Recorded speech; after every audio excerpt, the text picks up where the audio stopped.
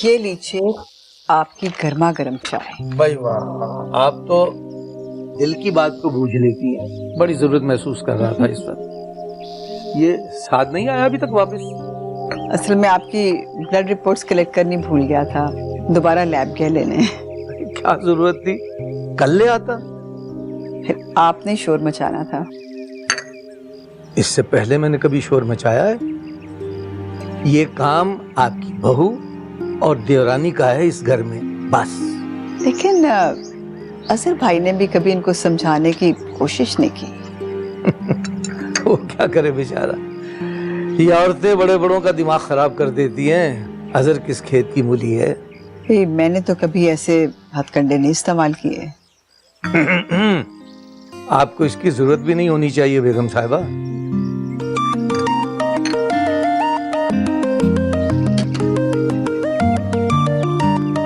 लो, अब पता नहीं क्या भूल गए आपके साहबजादे। हाँ बेटा, रिपोर्ट मिल गई? पापा रिपोर्ट को छोड़े, एक बैड न्यूज है मेरे पास। Bad news? क्यों बेटा, खैरियत? खैरियत ही तो नहीं है। मैंने अभी अभी आयशा पप्पू को देखा। हाँ तो इसमें टेंशन की क्या बात है? टेंशन की बात यह है, मैंने उन्हें पुलिस वैन में देखा है, लेडीज पुलिस के साथ। क्या? पुलिस वैन में, पुलिस की कस्टडी में? मगर किस जुर्म में? मुझे नहीं पता पापा। अच्छा, तुम कहाँ हो इस वक्त? मैं उसी पुलिस वैन को फॉलो कर रहा हूँ पापा। ठीक है, मैं कोऑर्डिनेट करता हूँ। तुम पुलिस स्टेशन पहुंचो, मैं अभी फौरन पहुंचता हूँ। ओके पापा, ओके, जल्दी आए। क्या हुआ, खैरियत तो है? अरे खैरियत ही तो नहीं है। हाँ, वो आयशा को पुलिस ने अरेस्ट कर लिया है और पता नहीं किस जुर्म में। मैं पुलिस स्टेशन ही जा रहा हूँ। आप फौरन जाएं, पता नहीं वहां क्या मसला होगा। या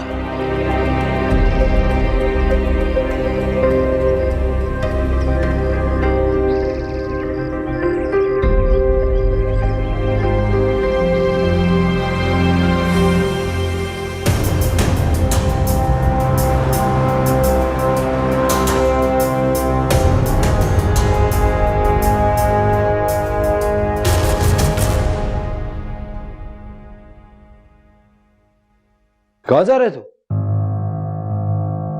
मुझे तुझ जैसे घटिया और सेल्फिश इंसान के साथ नहीं रहना। तूने किया क्या?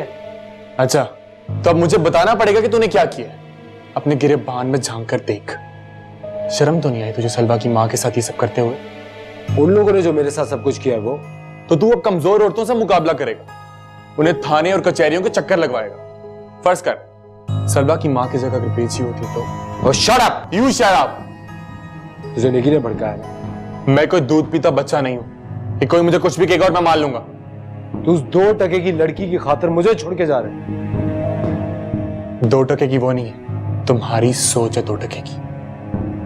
तू अपनी सारी लिमिट्स क्रॉस करके जा रहा है फंसी। और तुम कर चुके हो। कभी वक्त मिले ना तो जमीर के आने में बैठ के अपना चेहरा देखना। खुद से कहना आई तो नाम बदल देना।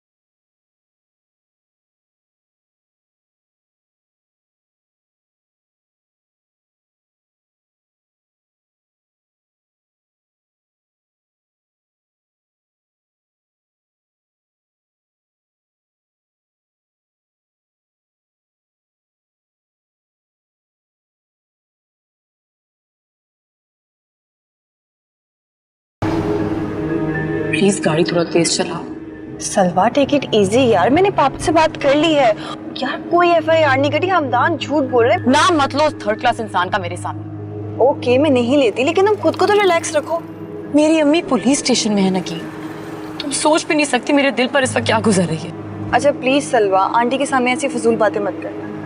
इनसे तुम्हें नजरें मिलाने के काबिल भी नहीं रही है।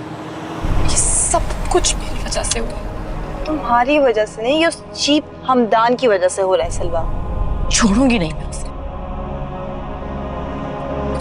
प्लीज गाड़ी तेज चलाओ ना नगीन, प्लीज।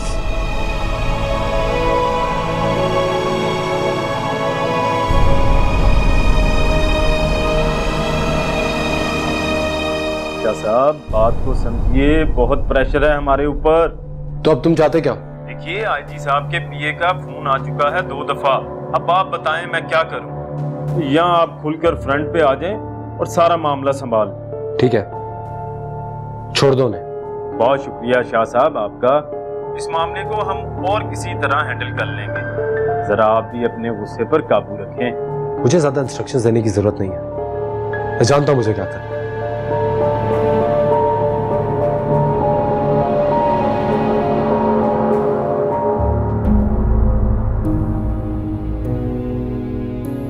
चले बीबी, आपकी रिहाई हो गई है।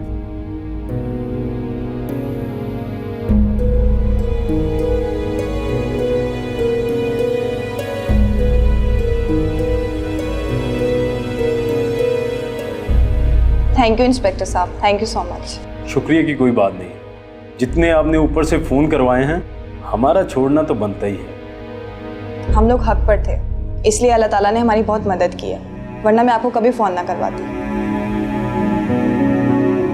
और सरवा, पापा को तुम्हारी और अम्मी की बहुत टेंशन हो रही थी। उनका शुक्रिया अदा कर दो मेरी तरफ से प्लीज। अगर आज वो ना होते तो पता नहीं क्या बनता हमारा। अब इतना फॉर्मल होने की जरूरत नहीं है, समझी तुम? आंटी आप ठीक है ना? चले आ जाए।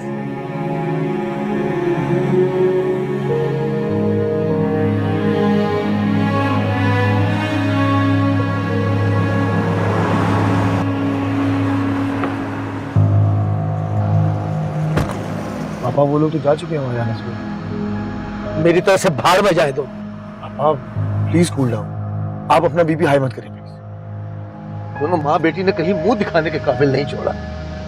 अल्लाह जाने क्या अंजाम होगा इस तमाशा लगाने। पापा शुक्र करें नगीन के फादर टाइम पर ले गए, वरना सुबह तक तो हमारे सारे सोशल सर्कल को पता चल जाता। अब सवाल ये पैदा होता है कि ये दोनों माँ बेटियां गई कहाँ हैं? ऑब्वियसली नगीन की तरफ। नगीन? हाँ, चलो नगीन। लेकिन पापा जो कहा है वो करो। अच्छा प्लीज आप अपना बीपी हाई मत करें।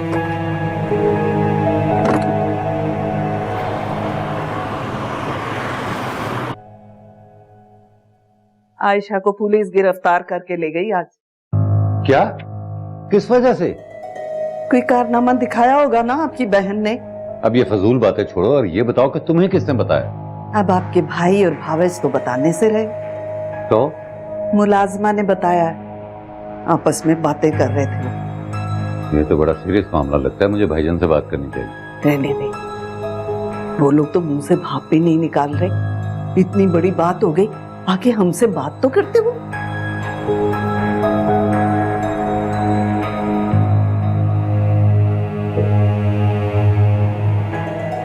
हाँ, ये भी ठीक कह रही हो। मैं तो हमेशा ही ठीक कहती हूँ, पर आपकी अक्ल में जरा बात देर से आती है। तो ये आखिर हुआ क्या होगा? मुझे तो लगता है कि सलवा ने ही कोई ऐसा वैसा करतूत खोला है। ये अगर ऐसा होता तो पुलिस सलवा को लेके जाती, आशा को नहीं।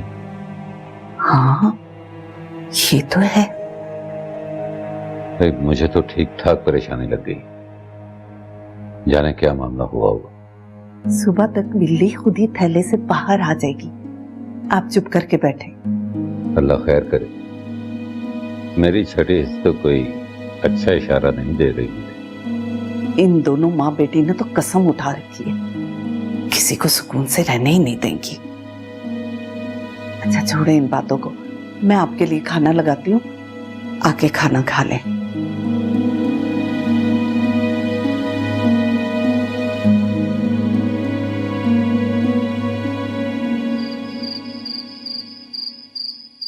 बस यही कसर रह गई थी थाने कचहरी की, सो वो भी पूरी हो गई आज। ये तरबियत की है तुमने अपनी बेटी की। बहुत अफसोस है मुझे तुम पर आयशा। प्लीज मामू जान, गलत बात मत करें आप। तुम चुप करो। ये सब तुम्हारी वजह से ही हुआ है। तुम्हारी फजूल हरकतों ने आज तुम्हारी मां को हवालात तक पहुंचाया। सलवा, अगर वो तुम्हें ब्लैकमेल कर रहा है तो तुम हमें खुल के बता क्यों नहीं देती? कैसे बताती? इसे तो शौक है जलील होने का, और अपने साथ साथ अपनी मां को भी जलील करवाने का। ऐसी भी कोई तोप चीज नहीं है हमदान मुझसे। मेरा तो ये सोच सोच कर दिमाग फटा जा रहा है कि लोग क्या कहेंगे। पिछली 10 नस्लों से हमारे खानदान की किसी औरत ने कभी पुलिस स्टेशन का मुंह नहीं देखा। आज हमें यह तमगा भी नहीं। ज्यादती कर रहे हैं आप। और जो तुम कर रही हो वो क्या है? हमारा एक नाम है, मकाम है इस शहर में, जो आज सिर्फ और सिर्फ तुम्हारी वजह से दांव पर लग गया है। पापा प्लीज, आप बात करें किसी से, इस हमदान को तो लगाम डलवाएं। कोई जरूरत नहीं है हम पर एहसान करने की, हम हैंडल कर लेंगे सब कुछ। हाँ, वो तो मैं देख रहा हूं जो हैंडल किया है। आयशा, चलो सामान उठाओ और दोनों माँ बेटियां चलो वापस अपने घर। सॉरी मामू जान, लेकिन हम नहीं जा सकते। देख लो आयशा, अब भी वक्त है, होश के नाखून लो। क्यों दुनिया में जलीलो ख्वार होती फिर रही है? ये तो सोचो कि लोग क्या कहेंगे कि प्रोफेसर आयशा मंसूर दुनिया में धक्के खाती फिर रही है, और हम भाई, हम तो किसी को मुंह दिखाने के काबिल नहीं रहेंगे। प्लीज प्लीज चलें हमारे साथ, हम मिलकर देख लेंगे हमदान मुस्तफा। कहा ना नहीं जाना हमें।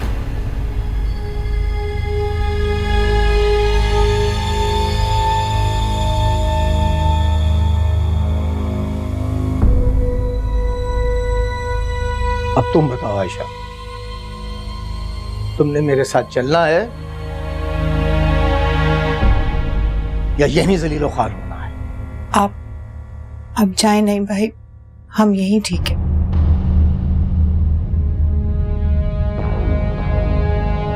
ठीक,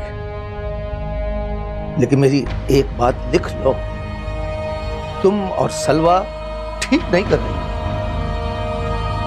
ज्यादती कर रही हो, अपने साथ भी और हमारे साथ।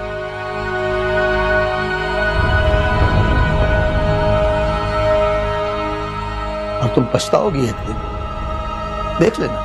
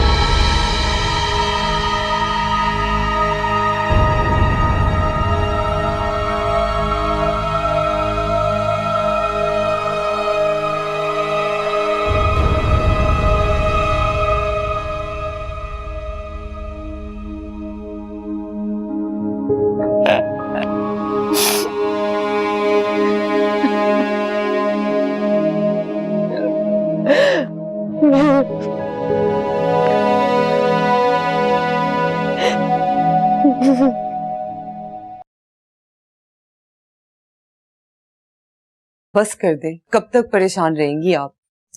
मैं तो ये सोच सोच के परेशान हो रही हूँ कि तुम्हारे ससुर साहब कहीं अपनी बहन और भांजी का हाथ पकड़कर वापस से आना ले आए। अल्लाह ना करे। 2 घंटे हो गए उन्हें गए हुए, अभी तक वापस नहीं आए। तो आप ताई जान से पूछे ना, कहीं वो बता ही ना दे। अब तो आपकी बात सुन के मुझे भी टेंशन हो रही है। हाँ, ऐसा करती हूँ कि तुम्हारे अब्बू से पूछती हूँ, जरा नंबर मिलाओ उनका।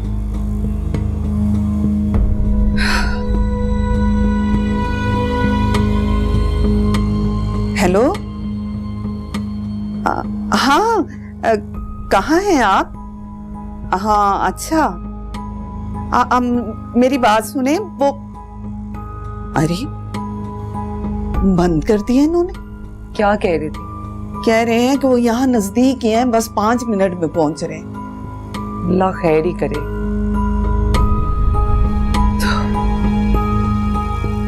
मैं आपको साफ साफ बता रही हूँ, अगर वो इस घर में आए ना तो मैं इस घर में नहीं रहूंगी। क्या हो गया? दिमाग खराब हो गया तुम्हारा? ये लो पकड़ो अपना फोन। ये सब सोच सोच के तो मेरा खुद दिमाग खराब हो रहा है। मैं पानी पी के आती हूँ।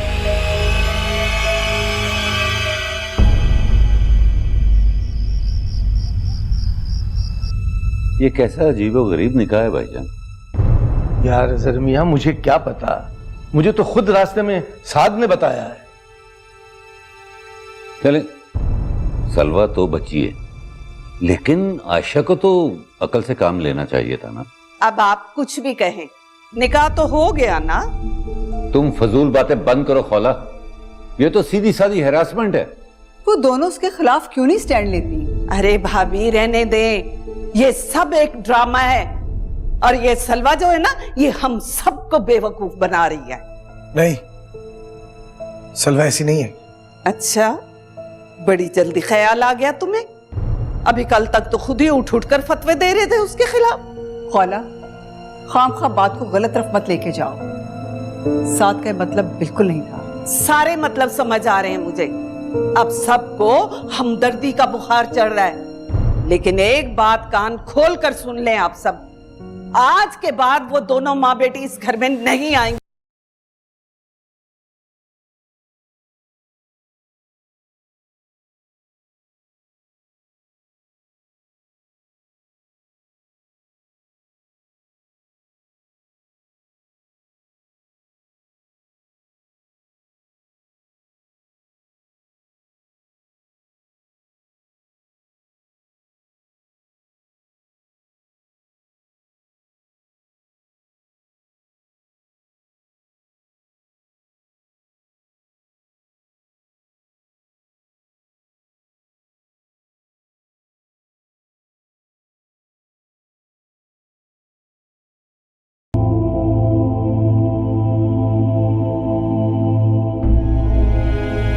बस यही कसर रह गई थी थाने कचहरी की, सो वो भी पूरी हो गई आज। ये तरबियत की है तुमने अपनी बेटी की। बहुत अफसोस है मुझे तुम पर आज। क्यों दुनिया में जलीलो ख्वार होती फिर रही है? ये तो सोचो कि लोग क्या कहेंगे कि प्रोफेसर आयशा मंसूर दुनिया में धक्के खाती फिर रही है, और हम भाई, हम तो किसी को मुंह दिखाने के काबिल नहीं रहेंगे।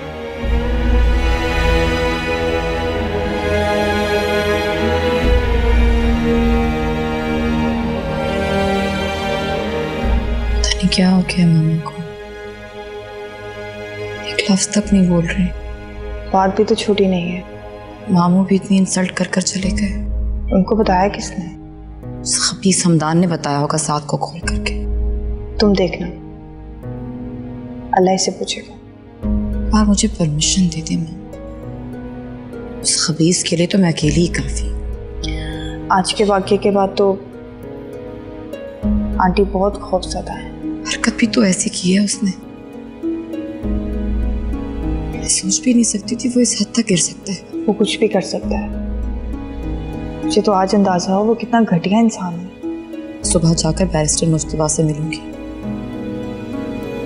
देखती हूँ क्या करता है। फिलहाल जाकर तुम आंटी आशा को देखो, वो बहुत डिप्रेस है। जाओ।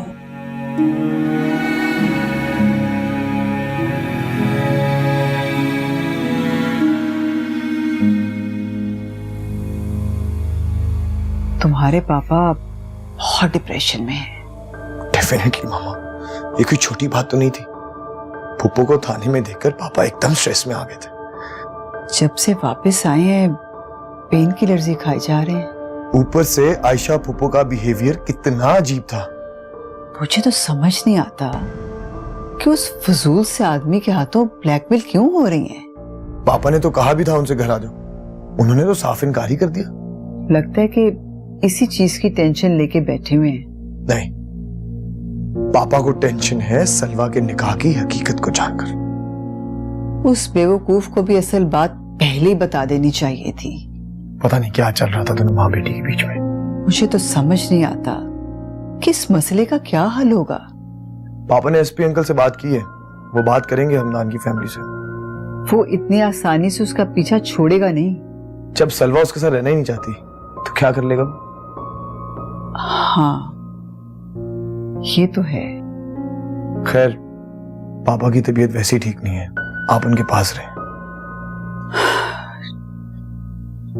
देखती हूँ जाके, कहीं अपनी तबीयत और ज्यादा ना खराब कर ले।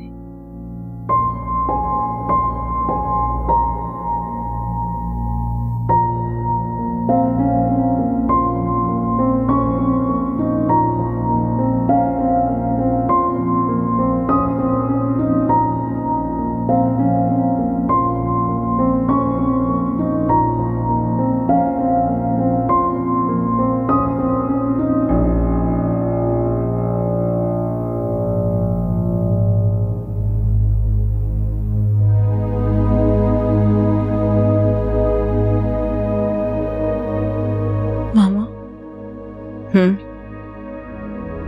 आई एम सॉरी, ये सब मेरी वजह से हुआ है। सोचो चुप करके सर। आप क्या सोच रही हैं? कुछ तो बोले। सोच रही हूँ मैंने ऐसा कौन सा गुनाह किया जिसकी सजा में अल्लाह ने मुझे आसमान से उठा के जमीन की बस्तियों में ला फेंका। आप क्यों ऐसी बातें कर रही? नहीं भाई, ठीक कहते थे। मेरी ही तरबियत में कोई कमी या कोताही रह गई जो इतना बड़ा दाग मैंने अपने दामन पे लगवा लिया, वो भी अपनी औलाद के हाथों। मैंने जानबूझकर ऐसा नहीं किया था मामा। क्यों? तुम दूध पीती बच्ची थी, तुम्हें नहीं पता था कि ये खेल क्या रंग लाएगा बाद में? बस कर दो सर, बस। मुझे रुस्वा कर दिया तुमने। मामा, अपनी बेटी की तरबियत ढंग से ना कर सकी और लोगों के बच्चों के मुस्तकबिल संवारती रही।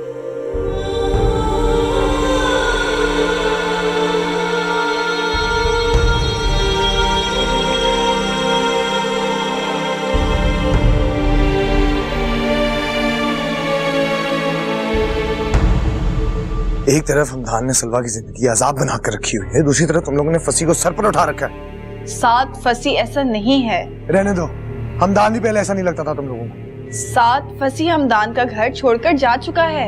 ये भी कोई प्लानिंग होगी उन दोनों। तुम दोनों बेवकूफों की तरह उन दोनों पर ट्रस्ट करते जा रहे हो। तुम ये बताओ, तुमने मुझे इस वक्त फोन क्यों किया? यही कहने के लिए कि समझाओ उस बेवकूफ को, कहो उसे कोई अकल करे। ही इज हैरेसिंग सलवा। वैसे तो बड़ी बनेखा बनी फिरती है वो, क्यों नहीं स्टैंड लेती हमदान के सामने? हाँ, मसला क्या है उसे? तुम्हें क्या प्रॉब्लम है साथ? जब उसे हमदान के खिलाफ स्टैंड लेना होगा तो वो ले लेगी। प्रॉब्लम है मुझे, क्योंकि उसके साथ मेरी फैमिली की रेपुटेशन जुड़ी है। ओह, तो तुम्हें सलवा से ज्यादा अपनी फैमिली की रेपुटेशन की फिक्र है? सलवा भी हमारी फैमिली का हिस्सा है। उसे तकलीफ में देखकर हम लोग सुकून में कैसे रह सकते हैं? लेकिन मैं तुमसे सुबह बात करता हूँ। Bye bye. इतनी टेंशन है उसकी तो ले आओ उसे, जिसने रातों की नींद और दिन का सुकून बर्बाद कर रखा है। जिस दिन उसे मैंने लाना होगा ना, तुमसे पूछकर नहीं लाऊंगा मैं, समझी? क्या ताल्लुक है अब तुम्हारा उसके साथ? कजन है वो मेरी। उसने तो किसी रिश्ते का पास नहीं रखा और तुम आज भी उसके पीछे पागलों की तरह भाग रहे हो। तुम्हारे साथ प्रॉब्लम क्या है सोहा? प्रॉब्लम मेरे साथ नहीं तुम्हारे साथ है। मुझसे शादी करके भी आज भी तुम्हारे दिल में वही बसी हुई है। हाँ, नहीं निकाल सका मैं उसे दिल से, और उसमें भी मेरा नहीं, तुम्हारा ही कसूर। तुम्हारा शक, तुम्हारी रोज रोज की चिक चिक की वजह से मैं उसे कभी अपने दिल से निकाल ही नहीं सका।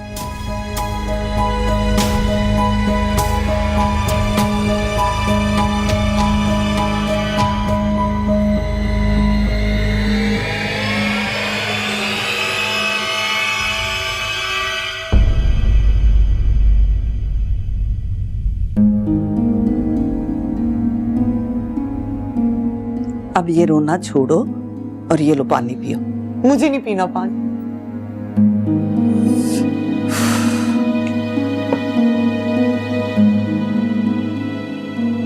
ऐसी मनहूस औरतों का जादू इतनी आसानी से थोड़ी उतरता है। मेरी तो जिंदगी खराब हो गई ना। कितना समझाया था ना तुम्हें, लेकिन उस वक्त तो तुम्हारे दिमाग पर साथ की मोहब्बत का भूत सवार था। अब समझ आई ना तुम्हें? मुझे क्या पता था कि वो उसकी जिंदगी से निकलकर भी उसकी जिंदगी में रहेगा। ऐसी बलाएं इतने आसानी से जान नहीं छोड़ती। अब मुझे बताएं मैं क्या करूं? फिलहाल सब्र से काम लो, करती हूँ कुछ। अल्लाह करे मर जाइए सलवा। अरे ऐसे नहीं कहते।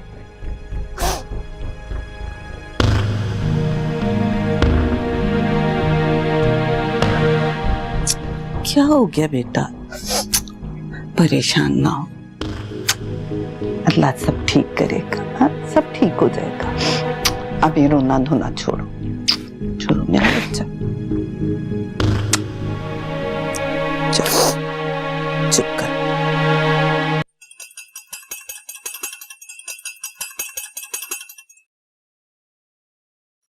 बशीर, पराठों में घी कम डालना। हमदान, ये क्या तमाशा लगा रखा तुमने रातों रात? तो फसी ने आप दोनों को चाबी भर के भेज दिया। देख ले भाभी जी इसे। हमदान, ये हर तीसरे दिन तुम हमारे लिए एक नया स्यापा क्यों शुरू कर देते हो? मैंने किया क्या है? और यही तो तुम्हारा मसला है, तुम्हें बताना पड़ता है कि तुमने क्या किया है। लाला, वो मेरी बीवी है, मैं जिस तरह चाहूं उसको हैंडल करूं, मेरी मर्जी। एक औरत तो तुझसे संभाली नहीं जा रही, अपने बाप की जायदाद क्या खाक संभालोगे? बस कर दे लाला, बहुत हो गया। अरे मेरी भला से कचहरियों में जाओ या थानों में, लेकिन एक बात याद रखना, अगर ये बात मीडिया तक पहुंच गई तो अच्छा नहीं होगा। नाराज कर दिया ना अपने चचा को? भाई आखिर तुम्हारा उस लड़की के साथ मसला क्या है? बेजी, मेरा कोई मसला नहीं है उसके साथ। आप इतना लंबा सफर करके आई हैं, बैठे मैं आपको बताता हूं। इधर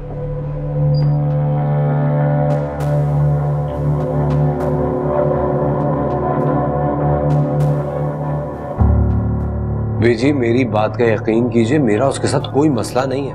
देखो हमदान, बहुत हो गया, जल्द से जल्द निपटाओ इस मामले को। बेजी, मैं ये सब देख लूंगा, फिलहाल आप जाके लाला को संभाले। बिना वजह मुझ पे क्यों प्रेशर डालते रहते? 1000 दफा समझा, अथरी जनानी हो या फिर घोड़ी, संभालनी सौखी नहीं होती, लेकिन तुम्हें भी ऐसे ही काम करने अच्छे लगते हैं। बेजी, आपको याद है बाबा क्या कहते?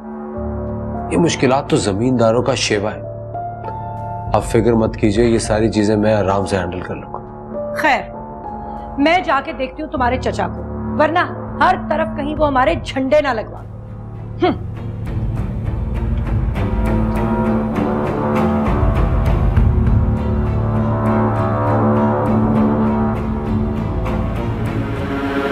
बशीर, पराठे बन गए तो ले आओ।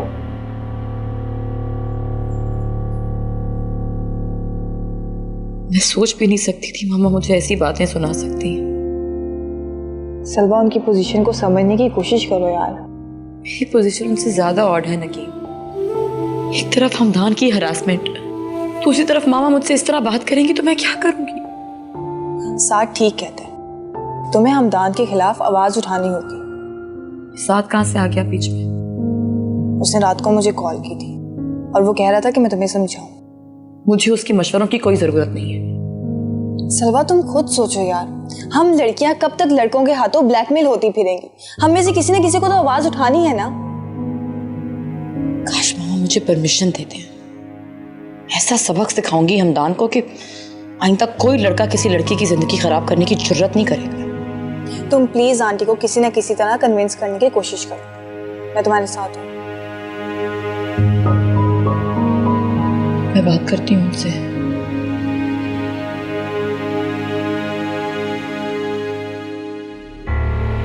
तो भाभी जी, मेरी भला से वो उस लड़की के साथ चाहे जो मर्जी करे, लेकिन एक बात बता दो, हमारे खानदान की इज्जत पे हर्फ नहीं आना चाहिए। बेवकूफ नहीं है मेरा बेटा, हाँ बस थोड़ा सा जरा जज्बाती है। आपको पता ना, इलेक्शन सर पर है और मीडिया वाले रेटिंग के चक्कर में छोटी सी न्यूज को ब्रेकिंग न्यूज बना देते हैं। ऐसा कुछ नहीं होगा फैजी, तुम भी जरा हौसला करो। भाभी जी, अगर कोई ऐसी वैसी बात हो गई ना तो पार्टी का टिकट मेरे हाथ से निकल जाएगा। तुम बेफिक्र रहो, समझाती हूँ मैं उसे। तो भाभी जी उससे पूछे ना, हम जाकर लड़की वालों से बात कर लेते ताकि रोज रोज का तमाशा तो खत्म हो। लगता है मुझे इस मसले को खुद ही निपटाना पड़ेगा। ठीक कहती हैं आप, वरना उसका जज्बातीपन हमारे खानदान के लिए कोई मसला ना खड़ा कर दे। फैजी तुम परेशान ना हो, मैंने कहा है ना मैं कुछ करती हूँ।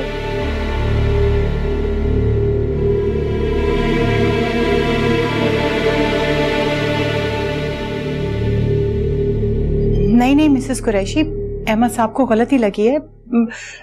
मैं और पुलिस वैन में, मैं तो कल घर से बाहर ही नहीं निकली।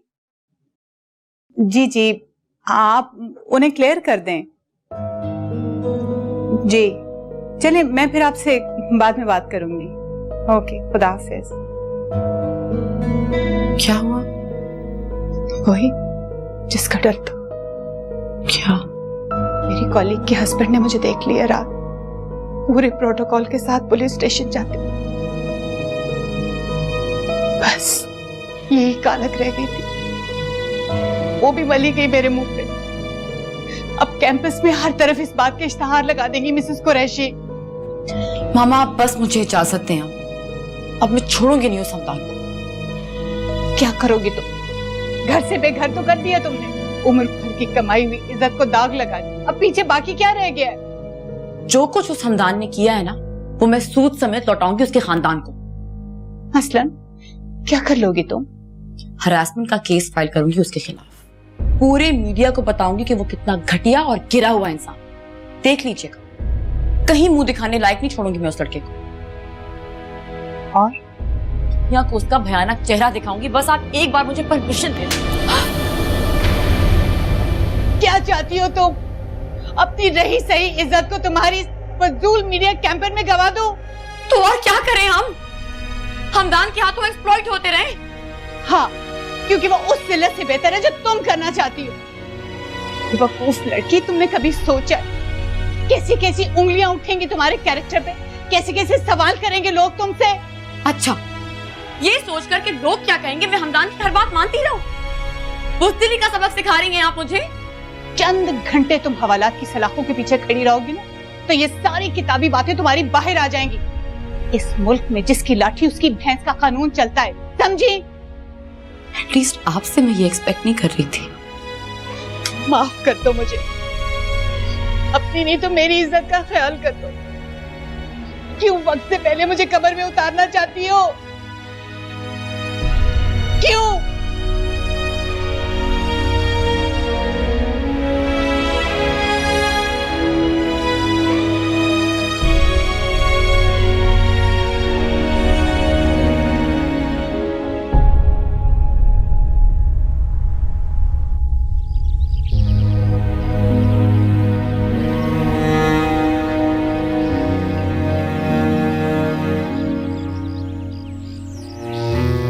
सलवा तुम यहाँ बैठी हो और मैं तुम्हें अंदर देख रही थी।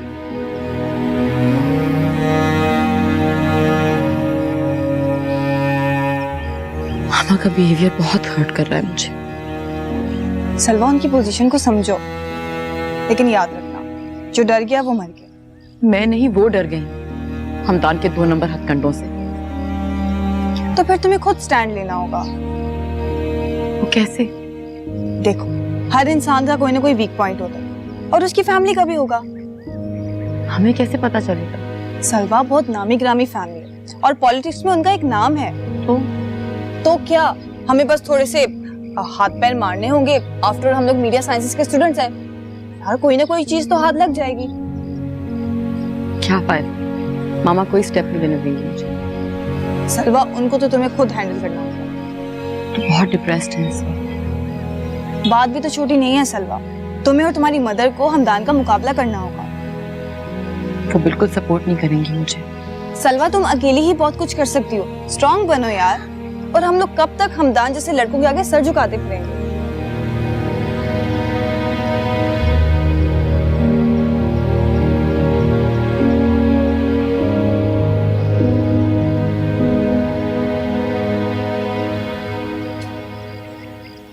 देखिए खान साहब, अगर ये मेरी सगी भांजी का मामला ना होता तो मैं कब का खुद मिनिस्टर साहब से बात कर चुका होता।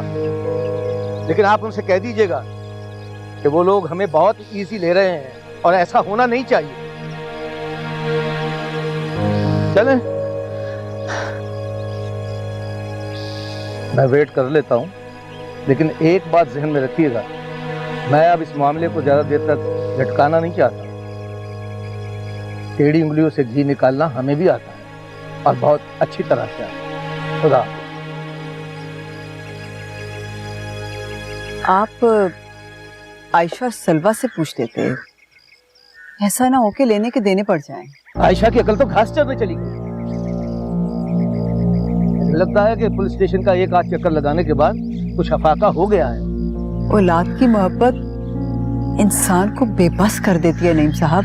मुझे सलवा से ज्यादा आयशा का फिक्र है और ये सब उसके अपने गलत फैसलों की वजह से हुआ है और कुछ नहीं। अब आप टेंशन ना लें, कोई ना कोई हल तो निकल आएगा ना।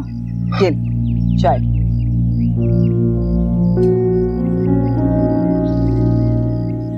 तुम सोच भी नहीं सकती हो आमना, मैं किस कदर खौफजदा हो गई। वो शख्स किसी लम्हे कुछ भी कर सकता है। आयशा, मेरी मानो तो कुछ अरसे के लिए सलवा को लेके अंडरग्राउंड हो जाओ। वो बेवकूफ लड़की मुकाबला करना चाहती है इसका। दिमाग तो नहीं खराब हो गया सलवा का? वो उस लड़के का मुकाबला करेगी जिसे पूरी दुनिया में किसी का कोई लिहाज नहीं है। कहती है लड़कियों के राइट्स की जंग लड़ेगी। आयशा, तुम उसकी बातों में मत आओ, उसका हाथ पकड़ो और उसे मेरे घर ले जाओ। बस मैं ड्राइवर को भिजवा रही हूँ। घर तो मेरा भी खाली हो रहा है 2-4 दिन में। बच्चों जैसी बातें मत करो आयशा, वो खबीस लड़का वहां भी पहुंच जाएगा। और सुनो, किसी को भी कुछ बताने की कोई जरूरत नहीं है कि तुम कहाँ हो। समझ रही हो ना मेरी बात? ठीक है। सलवा और मुबारक को सारी इंफॉर्मेशन मिल गई है। क्या धोखा तो नहीं देगा वो? अगर तो वो मुझसे जी मोहब्बत करता तो बिल्कुल भी नहीं। नेक्स्ट स्टेप क्या होगा? बस 2 घंटे सारा डाटा उन तक पहुंच जाएगा। बस अल्लाह करे कोई पॉजिटिव रिजल्ट निकल आए इसका। इंशाल्लाह ऐसा ही हो। मैं जरा फसी से डिटेल में बात करके आती हूँ।